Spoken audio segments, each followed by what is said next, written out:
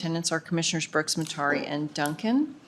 And the opening remarks would be, we do have a public hearing for the increase in community development fees. And then we have 2 deliberations, which we will not be taking public testimony on those deliberations. So I will poll for conflicts of interest. None. No. Okay, great. So I'll go ahead and open up our public hearing, and staff, you will present. Thank you, Commissioners. Good morning, everyone. David Callahan, Community Development Director. The fees in front of you we have discussed last week. I can note the ones, if you'd like, that you had questions about. And I will just note also that Pat's done an amended resolution. It's on the screen that I see picked up a few things, but we still probably need to go through some of these line by line. And I have a question actually on the permit reactivation and reinspection. I see, Pat, you have it listed as 120 for both. I thought the reinspection was supposed to be 150. Yeah, that was to reflect what was in the legal notice. Oh, okay. So that's the one we have to renotice. We would have to renotice to increase it to 150. Thank you. So if the board were to desire to If they want consider to that. go there. Otherwise, it's really just a matter of board of you telling us which of these fees you might want to reduce, if any. Right, fees can be reduced without having to renotice Sure. and rehear it. If any fee, any fee increase from what was in the legal notice would have to be renoticed. And Okay. The only other thing I can bring up is at this point, I've received no comments from the public, written or otherwise. Okay. So questions of staff? No, we ran through the stuff prior, and I thought we came out with a pretty good, final list. Okay. Then I guess I would just ask about that 150 for reinspection. Is that something that we need to decide to republish, or it's already in works? well, maybe we can see, take, public testimony and see if there's any desire for that, changes to that or any other fee, and then in deliberations, you can make that decision. Okay, great. Then I will open it up for public comment, either in favor or, I just had one question. Yes. How often does this reinspection occur? Is it a high volume or a very low volume? I think it's Pretty high volume. Okay. We have cases that are, I've seen re-inspections 4 or 5 times on one permit. Okay. All right. Thank you. Sorry. that's okay. That's all right. No need to be sorry, it's a good question. It's a good one. Okay, so I will open it up to public comment for or against the increase in community development fees. Nobody in the audience. And there's no one on Zoom. No one's on Zoom. Are we on telephone as well, or? Oh, okay, and 4 people on YouTube and no comments. Okay, going once, going twice, then I would take a motion to end public testimony and enter into deliberations. I move that we end public testimony on the community development fees. I second the motion. Bill Brooks, Aye. Commissioner Matari, Aye. Chair Duncan, Aye. Okay, deliberations. We did go through it quite extensively before, so I guess one question we have to answer is the reinspection fee. So where are you at with that? Well, because it's a high volume, fee, I would say that we should, repost it. Just follow all the proper noticing. I would agree. I think it'll cause a little inconvenience now, but if we don't, it could cause some big problems later, so. Okay, so there's that direction. All right, any other changes? And then the changes we did talk about before, David, well, The conditional use permit, yeah, the non-commercial went from 3,000 to 1,500. Okay, The renewal from 3,600 to 2,253. okay, On the appeal of administrative determinations, you had talked about the idea of cutting it in half or, excuse me, you talked about reducing it from 2,700 to 2,000 or cutting it in half if they prevail, if they win The the appellate, case. yeah, prevails. right. All right, so where are we landing on that then? Well, I like the idea of cutting it in half if the appellate prevails because it kind of takes away the ones that are less solid, if you will. The sting. Right. Okay, so refund half if, so we keep it at 27,7760, refund half if the appellant is successful. Yes. Yes, yes. Okay. And I've written that into the resolution. Okay? Any other thoughts or discussion on these things? And once again, a lot of these are at the discretion of the community development director. When appropriate, he can make those adjustments. Then I guess Right, I, and the resolution so states as well, so. okay.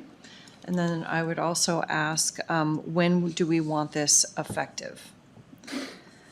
Typically for, we would do it October 1st to match, but we have the option of making it effective immediately, 30 days from now. Whatever we wanted. July 1. July 1 sounds good. Okay? Okay. I think that's a Saturday, but that's fine, I suppose. All right, then I would entertain a motion with those changes and effective date. I'll take a stab at this.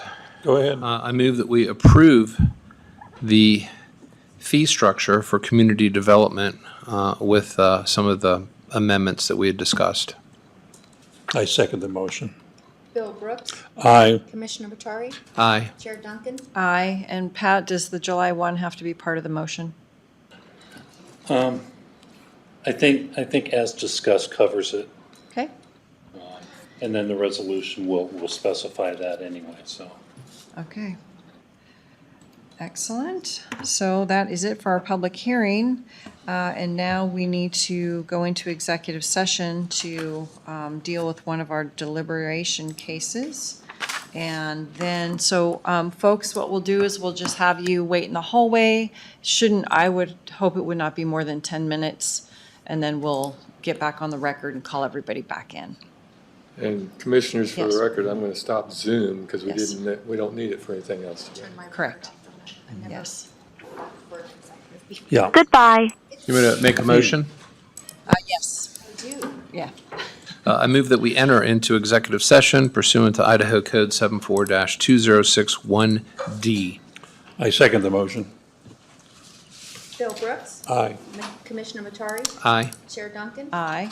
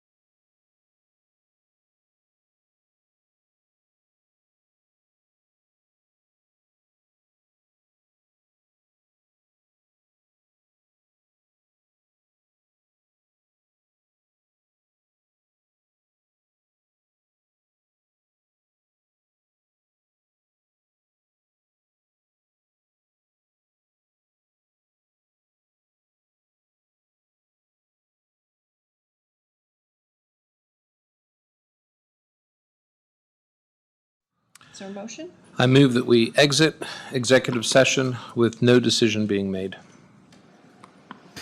I second the motion. Bill Brooks. Aye. Commissioner Matari, Aye. Chair Duncan, Aye. Okay, so we'll go ahead with our deliberation. We'll go ahead with our deliberations. And this is item F1, MSP 22-0004, Lakestone Estates. It's major subdivision, and we are in deliberations.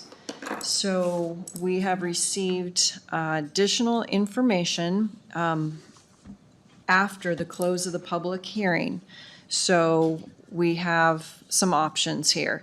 If we want to consider the additional information and make changes to what the board had initially agreed on, we would need a 28-day notice and a new public hearing limited to consideration of this new information only. Or today, we could approve it, approve the subdivision, just striking the gate requirement language. So, thoughts? I think the new information is important. And so hearing from the community, I think, would be good. I don't think we're going to make anybody happy.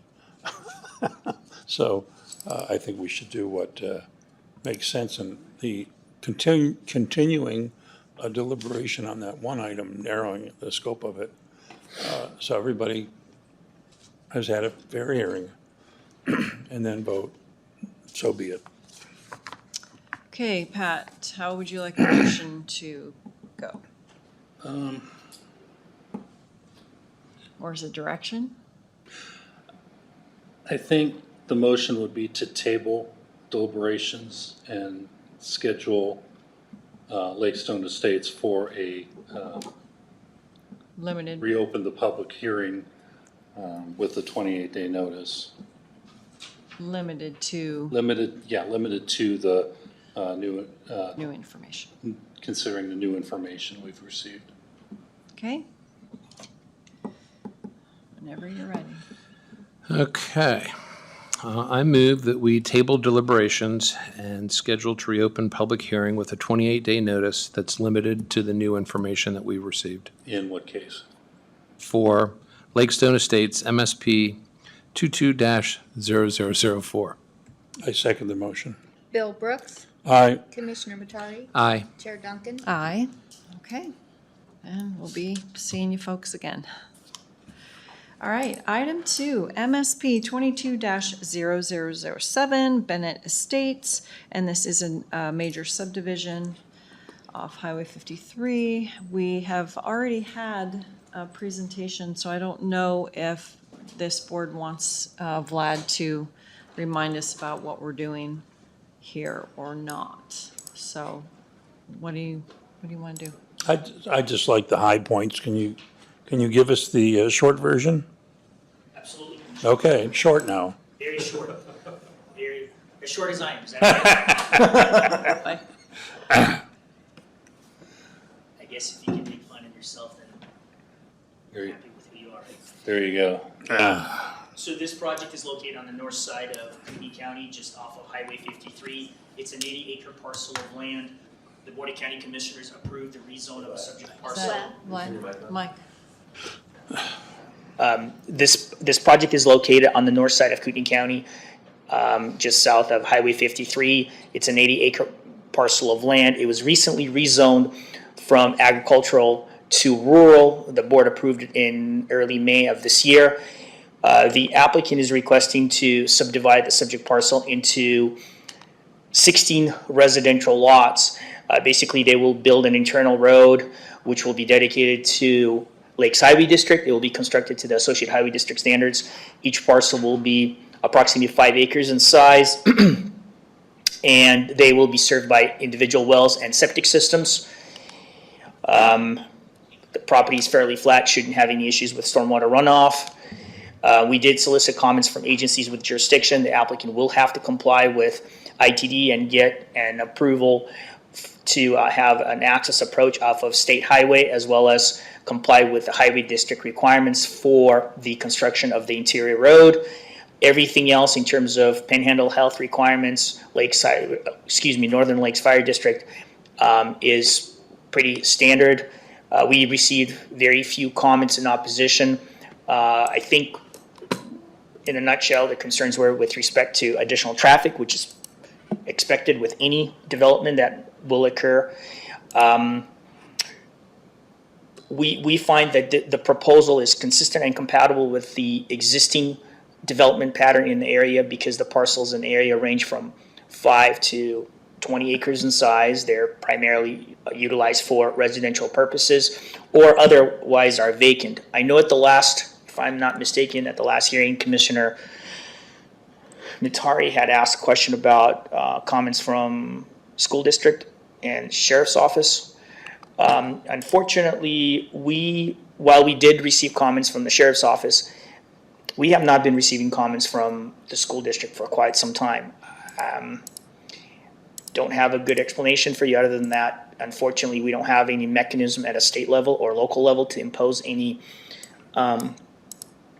impact fees or some level of financial commitment from the developer long-term to assist school districts.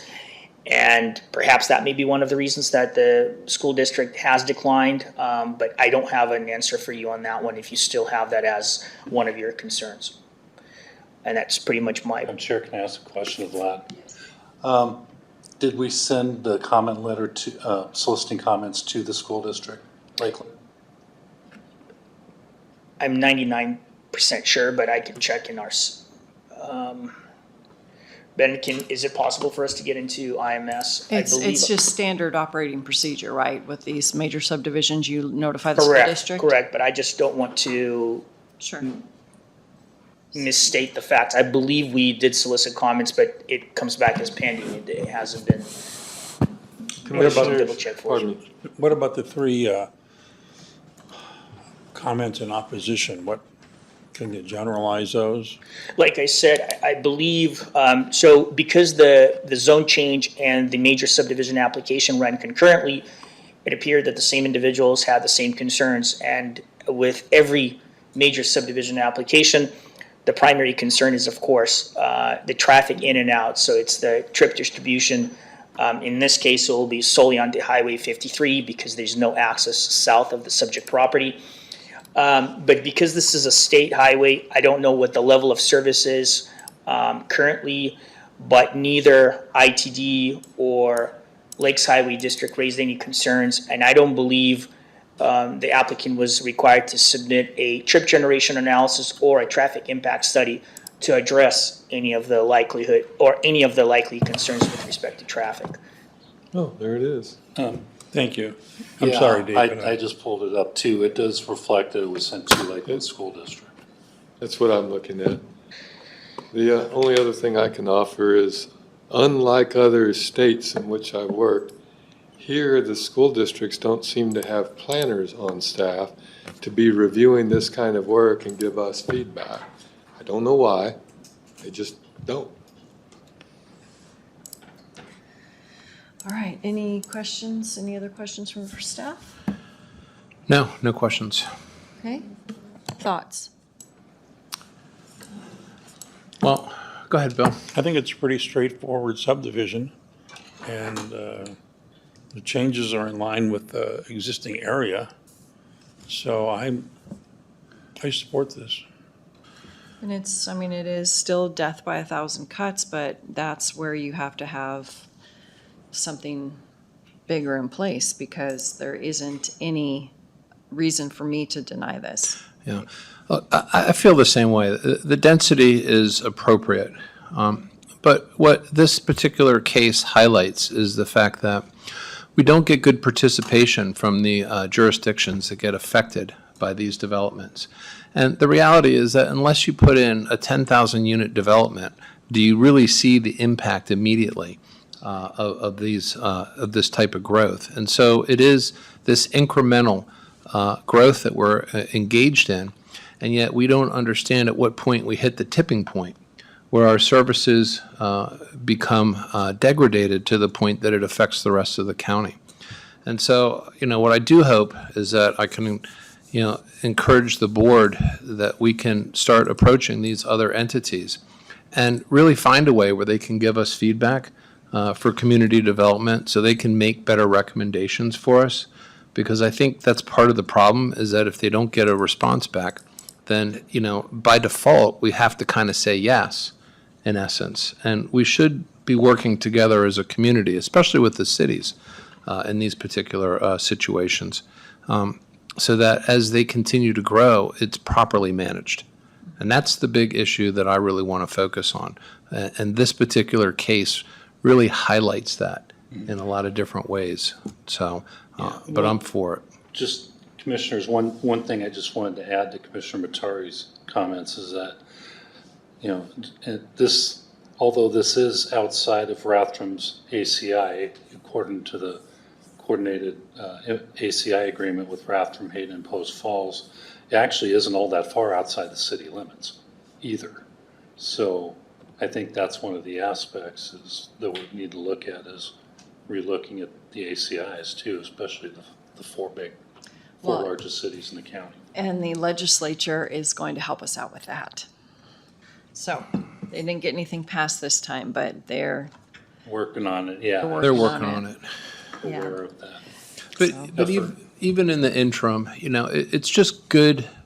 It's good faith effort by all parties to try to work together on these things. And so my hope is that we can approach these other entities and find a way where they can give our community development the kind of feedback that's needed. Because as we know, we have people sleeping on the floor in our jail. So as we add more people, we're going to have more people eventually sleeping on the floor. I wish we could not add more people. Many times commissioners have said, how can we put a gate up around Kootenai County? We can't, and it's gonna grow. Well, but I would argue that if we have the metrics, we can make those decisions. We can say, not today, but maybe tomorrow, because our service levels aren't there, and that's the key, is to establish that service level.